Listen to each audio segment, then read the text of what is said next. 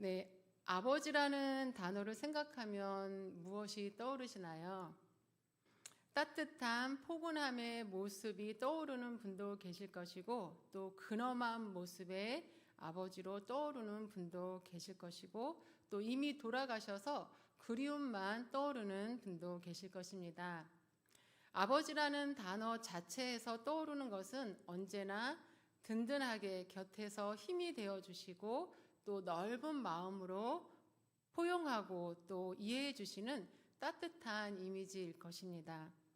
누가복음에 나오는 탕자 비유에서처럼 부적절한 아들의 요구에도 야단치지 않고 믿어주면서 지지해주는 아버지, 그렇게 해주었음에도 불구하고 집을 나가버린 아들을 걱정하고 매일 집 앞에 서서 멀리 바라보며 아들을 기다리는 아버지, 잘잘못을 따지지 않고 그저 돌아오기만을 간절히 기다리는 그 아버지의 모습이 우리가 생각하는 진정한 아버지의 이미지일 것입니다.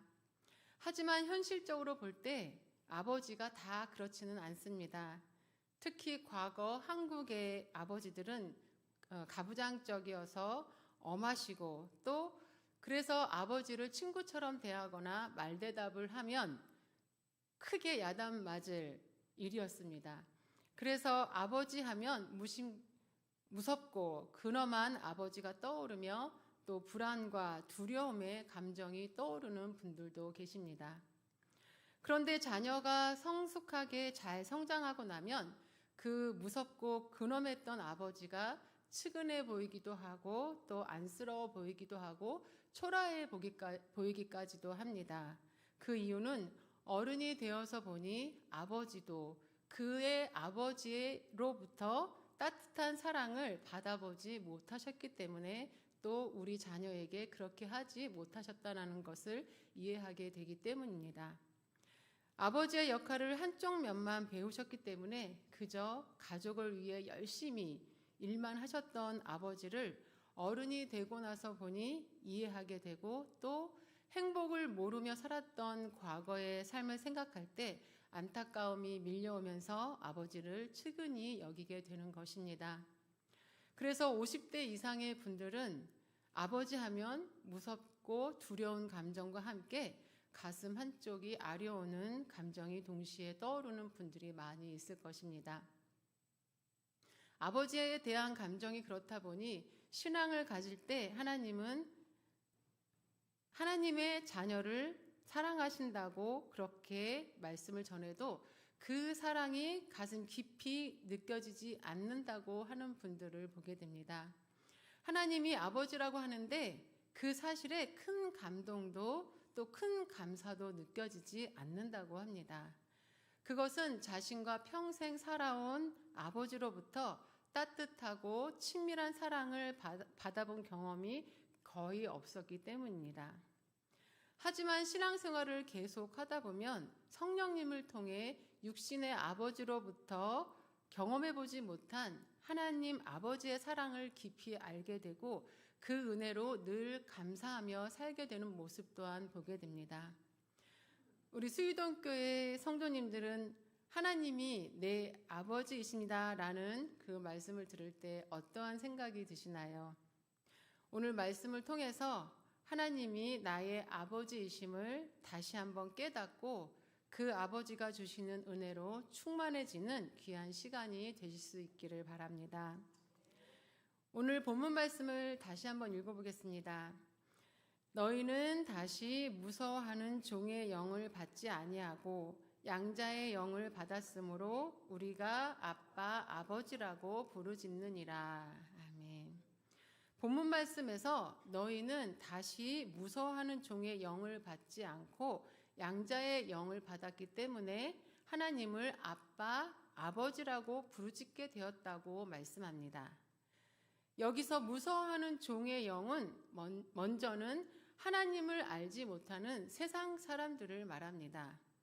그들은 죄의 종으로서 자신이 죄인으로 태어나서 죄의 종이 되고 죄에서 벗어나지 못하며 죄인이라고 정죄를 받아 결국 사망에 이르게 될 것을 알지 못하고 그저 죽음과 재난과 재앙을 두려워하며 삶의 여러 가지 문제로 일평생 근심 속에서 살아가는 사람들입니다.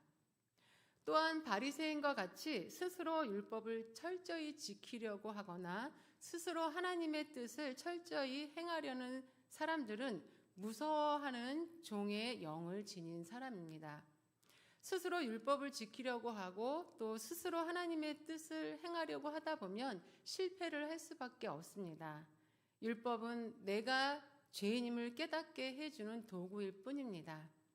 스스로 모든 것을 지키려고 노력하는 사람은 하나님 앞에서 늘 정죄의식을 느끼고 하나님의 뜻을 행하지 못한 책임에 대해 내려지는 심판을 두려워하게 됩니다.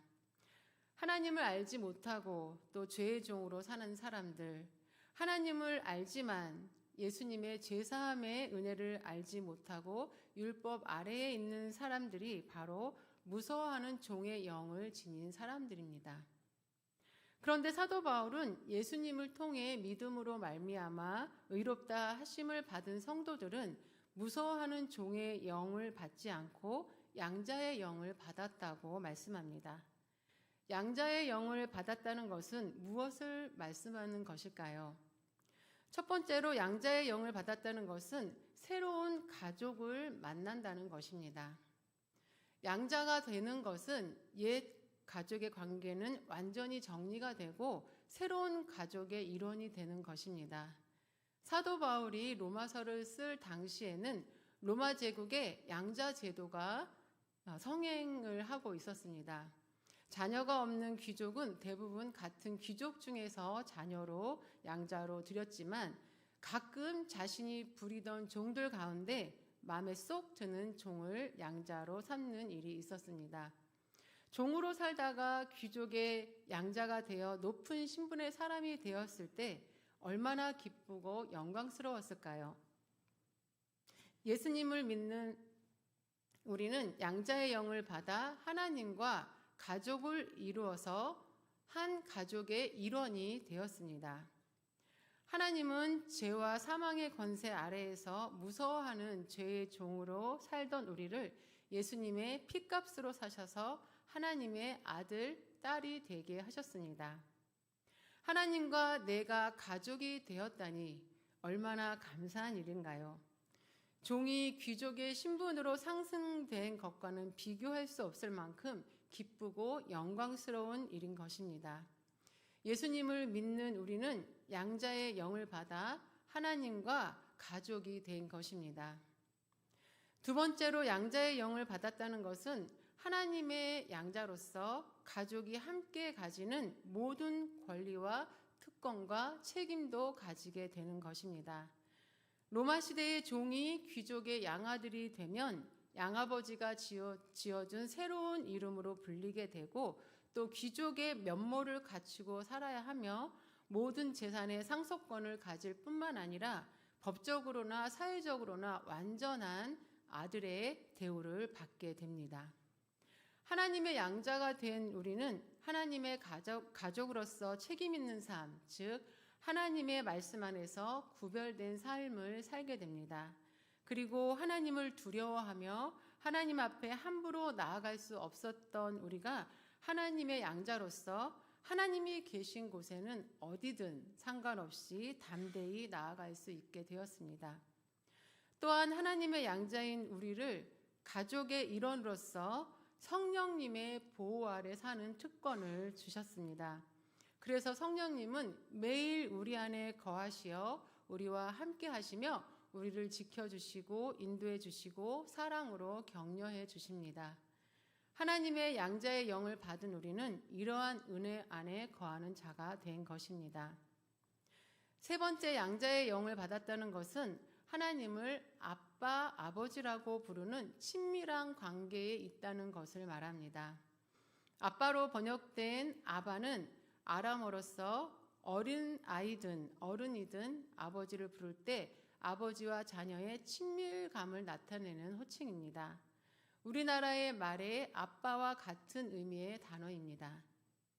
우리도 주로 어린아이가 자신을 사랑스럽게 바라보며 모든 것을 받아줄 준비가 다 되어 있는 아버지 앞에서 어리광을 부리며 아빠 아빠 하고 부르지만 아버지와의 관계가 어릴 때부터 계속 친밀한 관계가 유지되면 어른이 되어서도 아빠라는 호칭을 계속 사용하게 됩니다. 그래서 어떤 아버지는 어느 날 아들이 갑자기 아버지라고 부르면 거리감이 느껴진다고 하면서 아빠라고 부르라고 하는 아버지도 있습니다. 양자의 영을 받은 우리는 하나님을 아빠라고 부르게 되었습니다. 과거 유대인들은 하나님을 부르는 것조차도 두려워하며 하나님에 대해 호칭을 하지도 않았는데 우리는 하나님을 아빠라고 부르게 되었습니다. 그 호칭은 하나님이 우리를 사랑하신다는 것, 그리고 나의 모든 모습을 다 이해하고 받아주실 것을 알 때 사용할 수 있습니다.